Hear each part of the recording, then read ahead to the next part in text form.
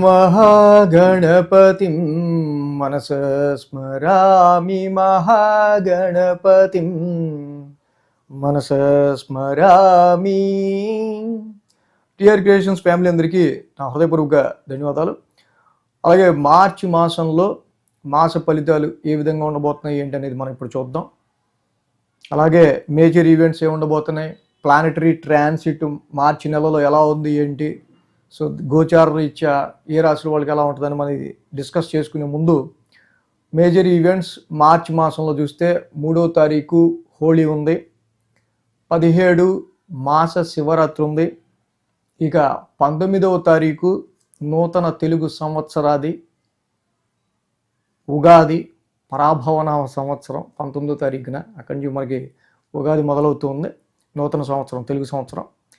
ఇక planetary position విషయానికి వస్తే కనుక మనకి మార్చి 2వ తారీఖు నుంచి శుక్రుడు మీనరాశిలో ఉచ్చ స్థితిలోకి వెళ్తూ ఉన్నారు. మార్చి 10న గురువు గారి యొక్క వక్రం కూడా కంప్లీట్ అవుతుంది, వక్రత్యాగం జరుగుతూ ఉంది.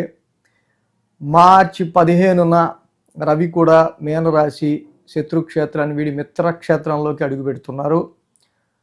అలాగే బుధుడు కూడా మార్చి 20వ తారీఖున ఆయన రెట్రాగ్రేడ్ అయ్యారు, కుంభరాశిలోనే వక్రత్యాగం మార్చి 20వ తారీఖున. ఇక మార్చి 25కి మళ్ళీ శుక్రుడు తిరిగి మేషరాశిలోకి తర్వాత రాశిలోకి ఆయన గోచారం మొదలు పెట్టబోతూ ఉన్నారు. సో ఈ విధమైన ప్లానటరీ ట్రాన్సిట్ని బట్టి మేజర్గా ద్వాదశ రాశుల వారికి సంబంధించి ఈ మార్చి మాసంలో రాశి ఫలితాలు ఏ విధంగా ఉండబోతున్నాయి ఏంటి అనేది మనం ఇప్పుడు చూద్దాం. మకర రాశి వారికి సంబంధించి చూద్దాం.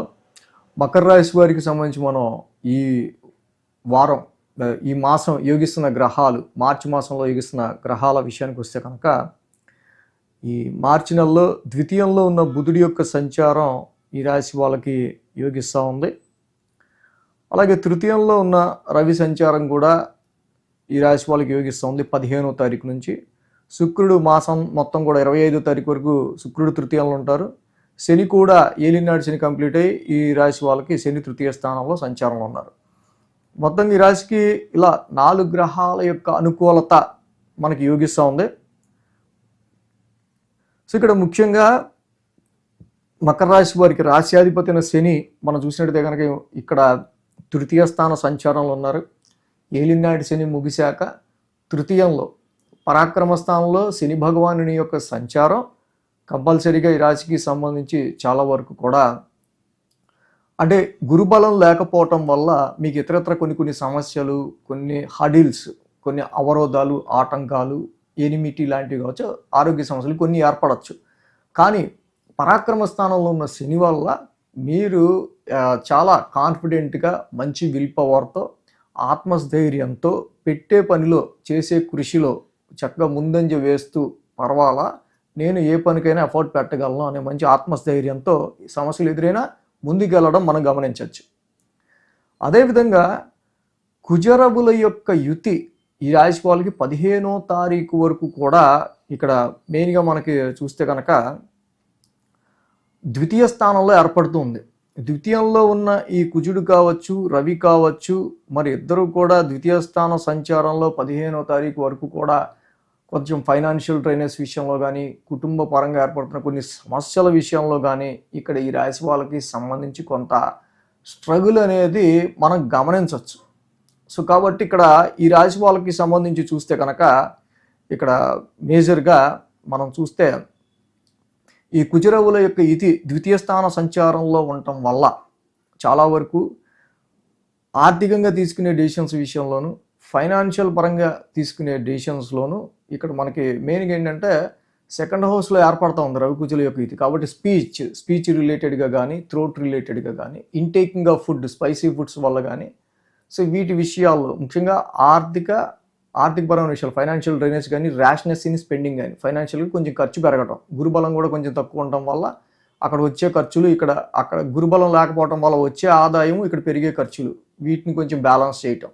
అలాగే వాక్స్థానంలో రవి కుజులు లాంటి hot and heat aggressive planets ఉన్నాయి కాబట్టి మనం చాలా వాయిస్ న్యూస్ చేసేటప్పుడు చాలా మనం ఆచితూచి అంటే ఇన్ సెన్స్ ఏంటంటే పరుషంగా కానీ ఎదుటి వాళ్ళని నొప్పించే విధంగా కానీ మనం మాట్లాడకుండా కొంచెం ఉండటం అనేది మంచిది.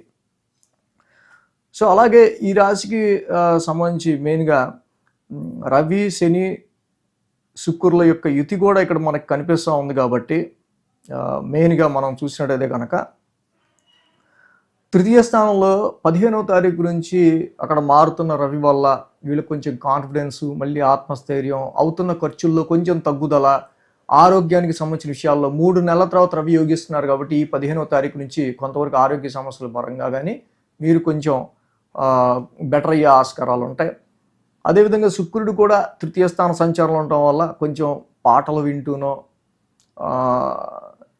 సో దగ్గర వాళ్ళని మీ నైబర్స్ కావచ్చు, చుట్టుపక్కల వాళ్ళు కావచ్చు, మీ కొలీగ్స్ కావచ్చు, వాళ్ళని కొంచెం కలుపుకు వెళ్తూ కొంచెం ప్లెజెంట్గా ఉందాం.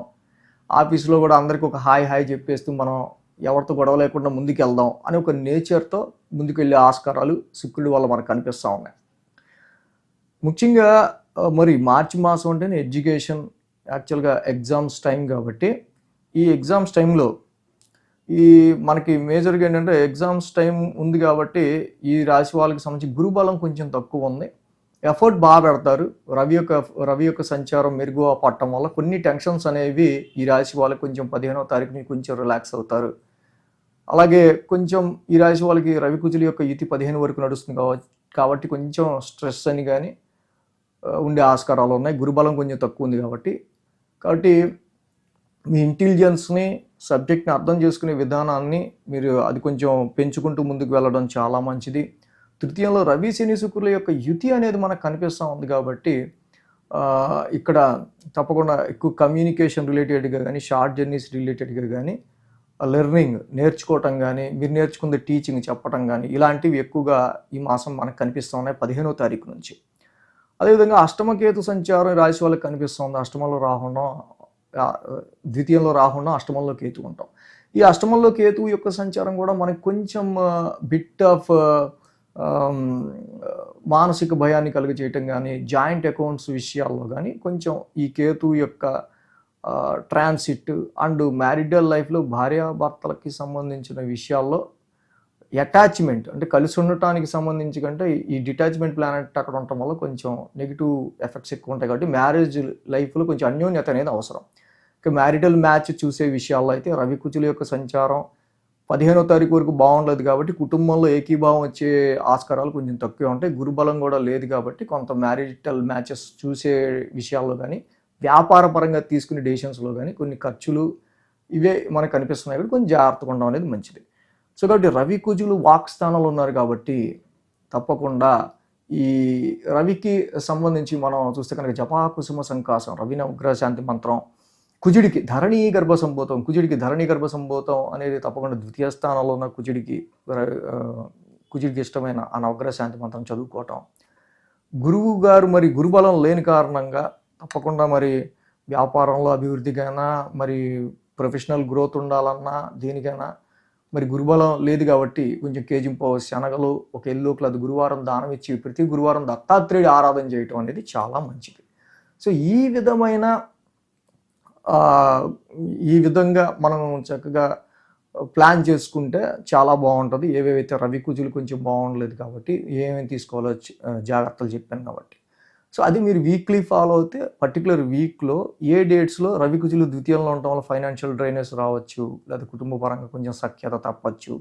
షష్టమంలో గురుడు ఉండటం వల్ల లిటిగేషన్స్ కావచ్చు, హార్డ్ డీల్స్ అవరోధాలు కావచ్చు, ఇవి ఎప్పుడు రావచ్చు, ఇవన్నీ మీకు వీక్లీ ఫాలో అవుతే ఇంకా బాగా తెలుస్తుంది.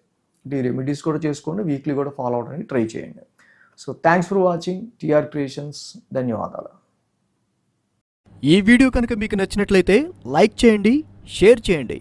మరిన్ని అప్డేట్స్ కోసం సబ్స్క్రైబ్ చేయడం మాత్రం మర్చిపోకండి.